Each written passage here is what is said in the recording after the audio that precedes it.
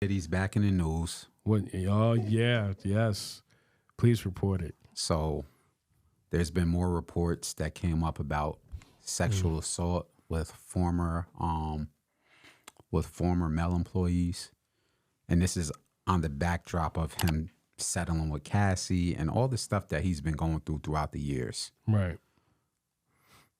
Some people are saying, oh, it's just a free for all now. People just going to start putting out lawsuits and trying to get him to settle. Mm-hmm. My question to you is, do you think where there's smoke, there's fire surrounding Diddy? Yes, absolutely. It's not. You know what? Let me answer that. Can I answer that? So the thing is they talk about what now everybody's going to start coming out. Gene Dill been talking about this. He's been talking about this for years. Gene Dill said it all this time. He blew it up about that. Everybody knows. You know what? And I'm going to go this far. It's kind of like with R. Kelly. We all knew what he was doing. We all saw the tape. Nobody said we nothing. all saw the marriage license, and everybody just kind of looked the other way because he's that much of a talent. It's the same thing with Puff. We've seen and heard the stories where he has snake people. Consistently. Mark Curry has talked about this. I know at one point him and Mary J. Blige wasn't talking because of his behavior.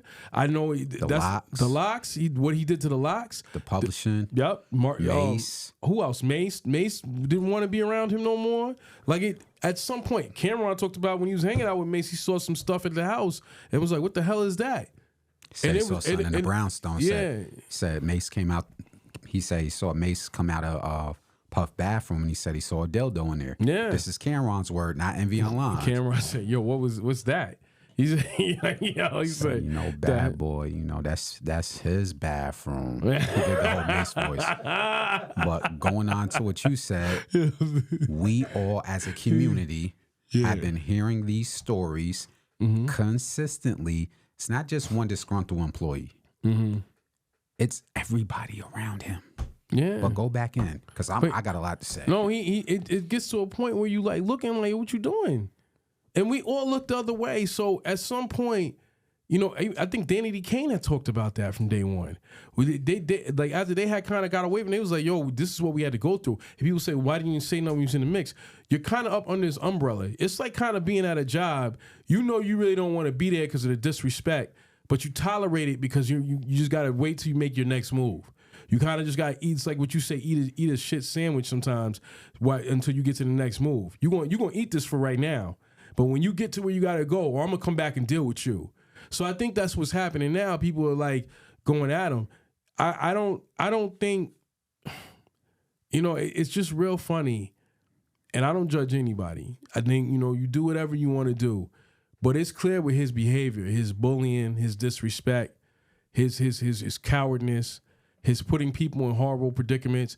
If it wasn't for him, I know it's going to sound crazy, Big would still be alive. Gene Dill said this consistently Why for 20 are you years. going to L.A. when you know there's a beef out there?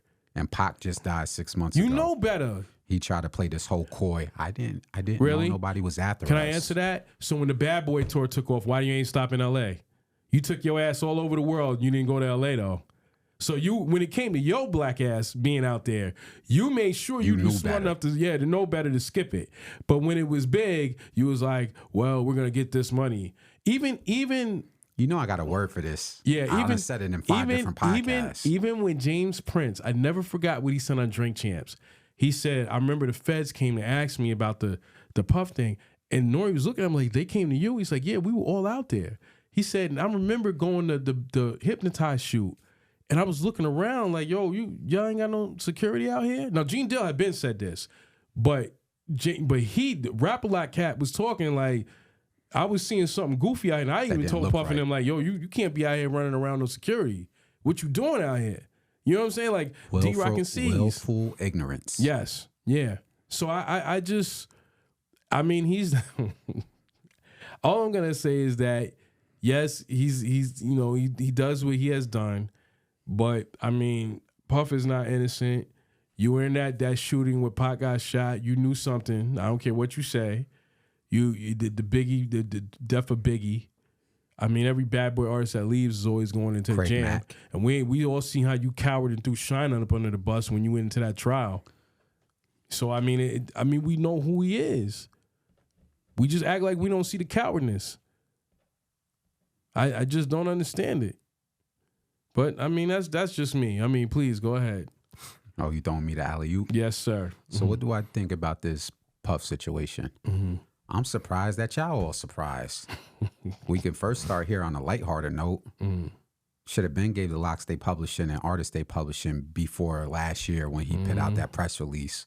Oh, my artists can have their publishing back 30 years later after he done used it up.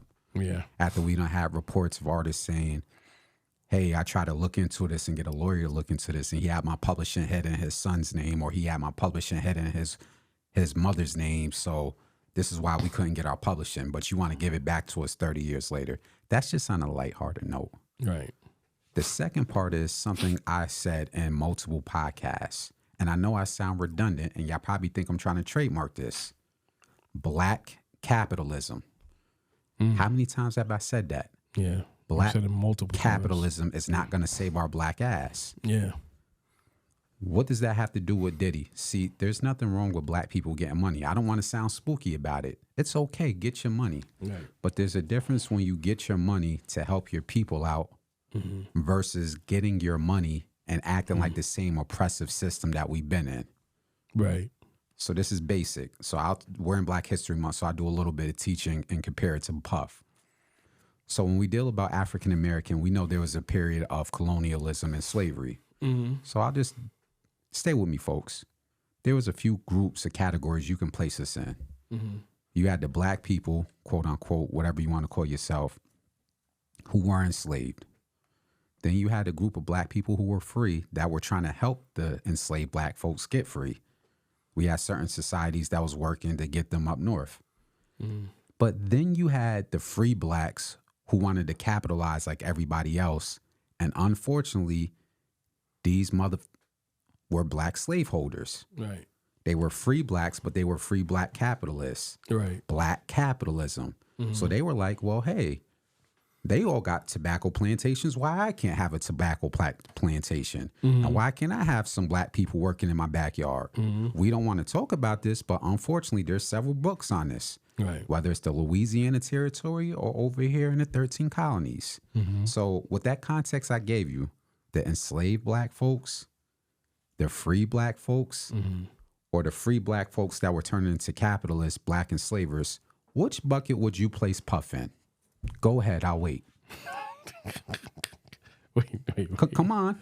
The It's free not black hard. folks, what'd you say? I'll do it again slowly because we got to get you up to speed. Yeah, I was Here's the listening, buckets.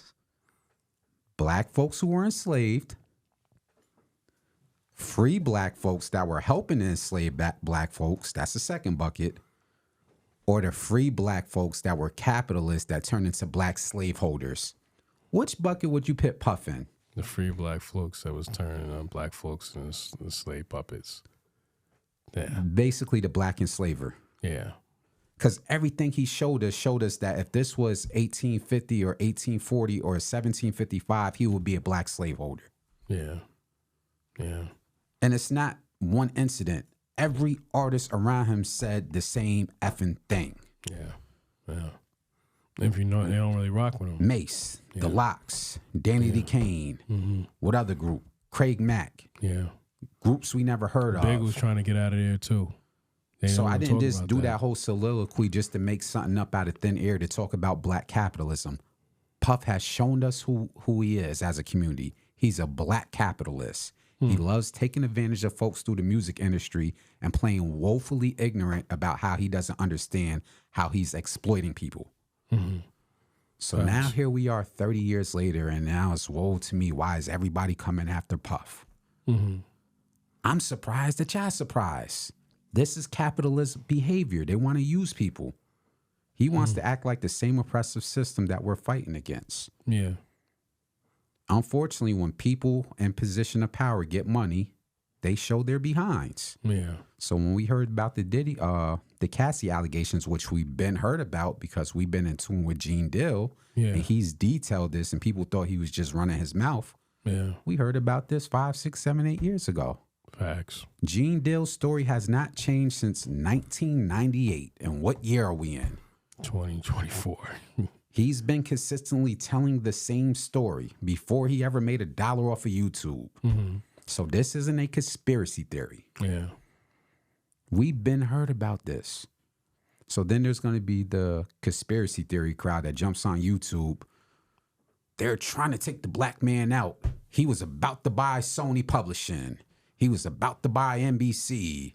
They're just trying to outdo Puffy. You know what my answer to that is? What's that? No disrespect to you conscious folks, because I love some of y'all, but some of y'all sound goofy.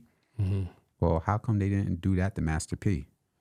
Because isn't Master P worth 300-something million? Yeah. And selling products and had an 85-15 publishing deal where he owned the majority of rights to No Limit and he put Snoop on and he was selling all those. How come we don't got no allegations against Master P? It's true. I don't hear a lot of people from his label talking about him. No, like right? that. Yeah. No. What about present day G Unit with 50 Cent? Because he's worth hundreds of millions and he has TV shows and he's a big influencer in our culture. How come there's no allegations against 50 Cent like that? True. So that's for all the conspiracy theorists that's going to jump on YouTube and say the system is trying to take down the man. Yeah. Yeah. Come on, guys. There's other big influential people in the music history that are black, like Master P and others, that have a good rapport and kept their name clean for 30 years. Facts. I don't hear not a single story. And we're in a day and age where people make fake pages. I haven't even heard a half a lie on Master P. No. Not even a small one. No. I haven't even heard a half a lie on 50 Cent. Yeah. Outside the drama between him and his son, and he's open about that. Yeah. But we haven't heard these stories from people around 50 Cent saying, yo, so I was in a hotel with 50 and we saw this crazy stuff happening. We haven't heard no women come forward. And we're in a day and age where people can come forward anonymously. Yeah. We don't hear nothing from these other moguls. So I don't want to hear the conspiracy theorists talk around Puff. Let his ass fall where it may, because it's time. It's been time since those people suffocated in that college hotel party back in the 90s that we don't seem to fucking remember. Yeah. People don't remember that party he threw where them college students got Killed. trampled on. Yeah. He's been fucking up since then. Yeah. So when somebody who's a black capitalist, who I put them in the same bucket as a black slaveholder, keeps showing their face, keeps showing you who they are, why are you acting surprised? Yeah. Essay allegations and all. Whatever happens, I guess he might have to liquidate his businesses like Russell Simmons and go to Bali to where he can't be extradited. Because that's what Russell Simmons did. He's over in Bali practicing hot yoga. God, Maybe him and Puff can be friends over in Bali. yeah. Shout out to all you black capitalists. That shit ain't gonna save our ass, but get your money. Yeah, no, I know.